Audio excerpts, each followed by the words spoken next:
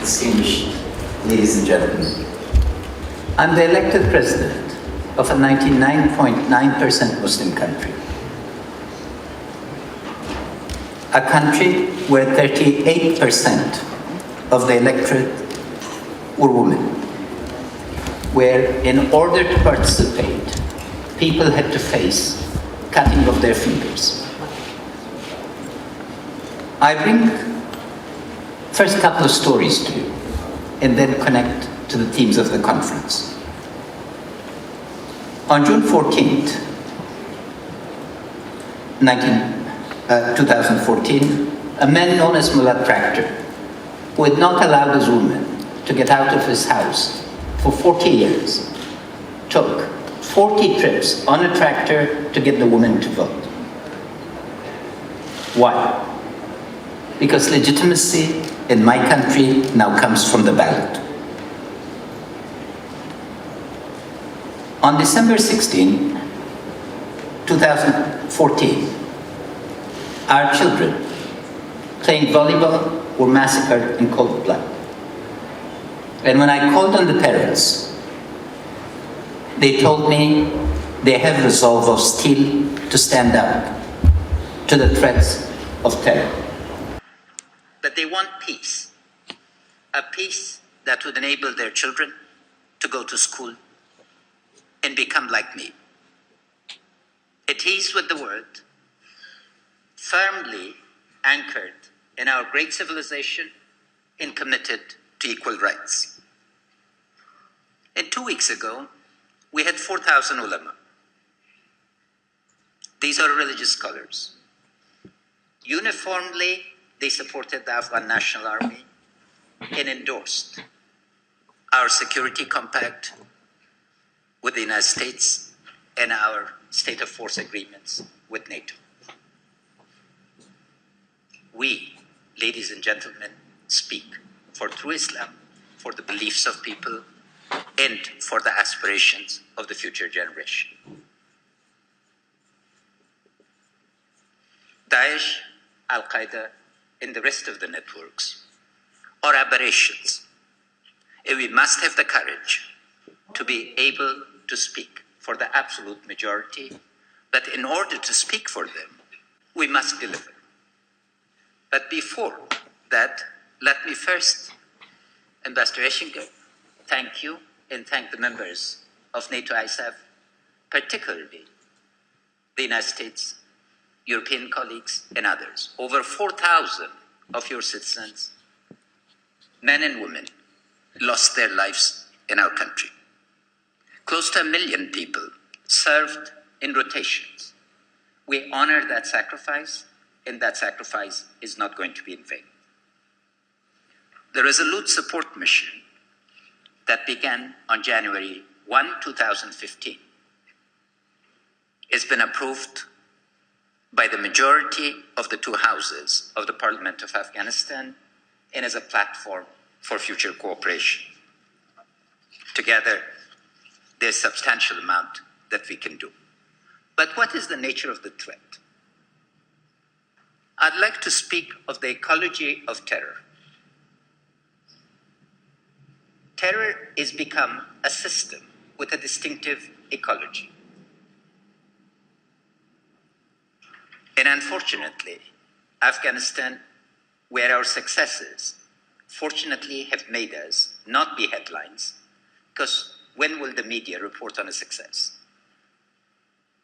Is still the focal point of the meeting of this ecology. Pakistan's operations in North and South Waziristan have had a displacement effect, where the center of gravity has shifted to Afghanistan. Daesh is fast moving to stage 4 of its classic pattern, namely organizing, orienting, deciding, and acting. The threat of this ecology is global, but Afghanistan is the meeting ground of this global ecology. Lest we forget this and take our eyes elsewhere, there'll be consequences. This is not to say that we are not committed, the world does not owe us. We must first take the responsibility to reorganize, and we are. The reform programs that we've embarked on are substantial, focused, and their key goal is to honor the electorate. In terms of the area, we've done what has been unprecedented, namely a victor in an election, not claiming the prize, but forming a government of national unity so that all the electorate would be represented. Political consensus is the first basis of moving forward, and we are moving forward. Second, we've engaged the region. Our active diplomacy has brought a series of trilateral relationships, the most significant of which has been China, United States, and Afghanistan. Equally, our engagement with Pakistan has been intense, comprehensive, and hopefully in quiet. We do not make announcements, we look for outcomes. And we are hopeful that there will be outcomes that would bring results that would be game changers in our part of the world.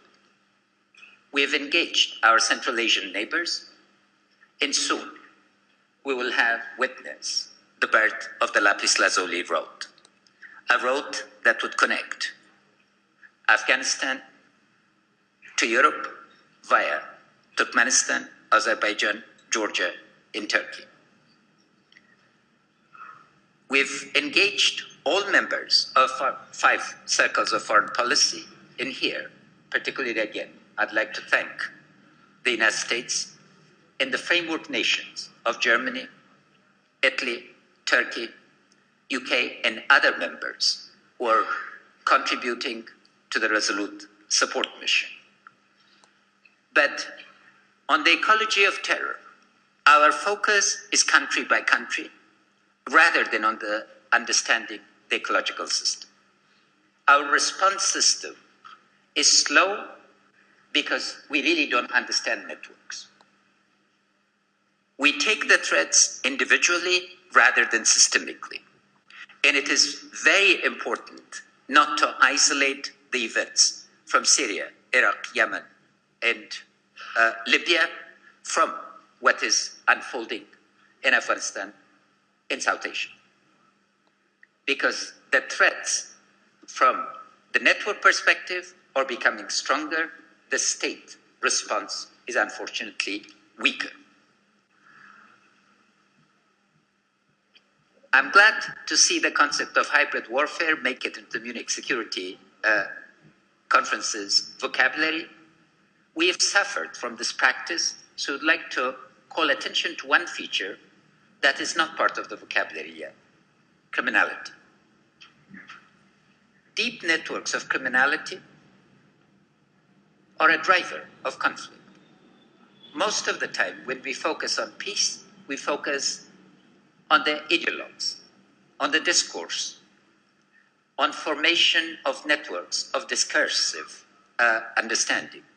The key question is who finances the conflict and who benefits from it. It's not that the discursive part is unimportant, but without understanding the deep roots of financing, the global criminal economy is worth 1.7 trillion a year. And the criminalization of part of Afghanistan's economy is certainly among the top 20 contributors to this. So in terms of response, we need compacts for stability and prosperity. And this must address 4 levels. One is at the national level. What enables terrorism to thrive and instability to prevail is when the citizen is not at the center stage. The Afghan citizen does not live in the 16th century, 18th, or 19th. She lives in the 21st century in aspirations of 21st century. Her participation in the election must be honored by honoring the election in the democratic system in not dismissing it. Of course, it will take a long time for one of the poorest countries on earth to become fully stable, but the intention in the engagement of the citizenry must be taken. Second, regional.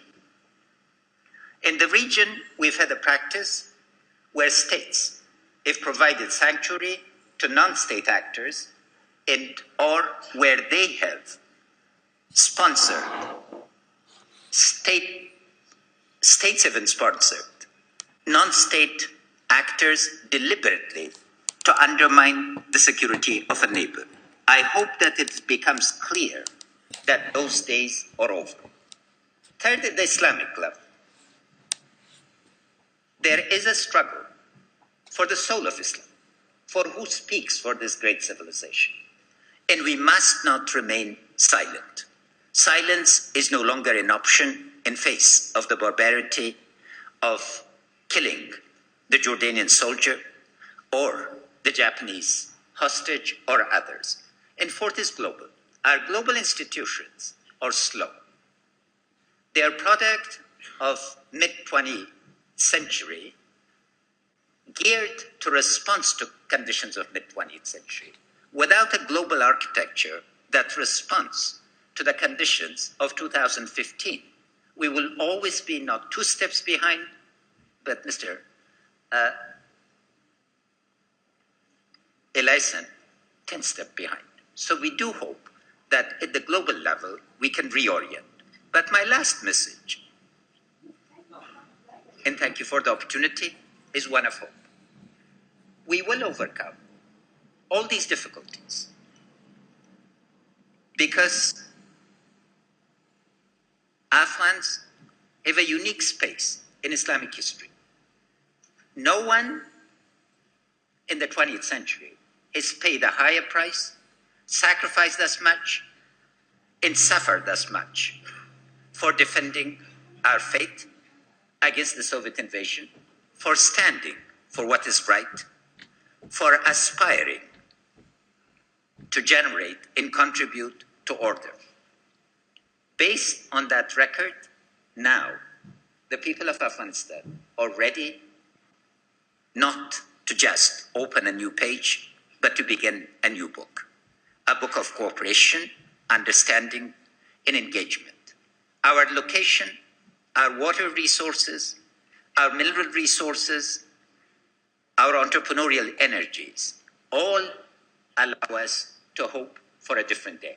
We hope that you will remain engaged and committed, and that we all together can participate in an inclusive global order where we will all benefit. Thank you.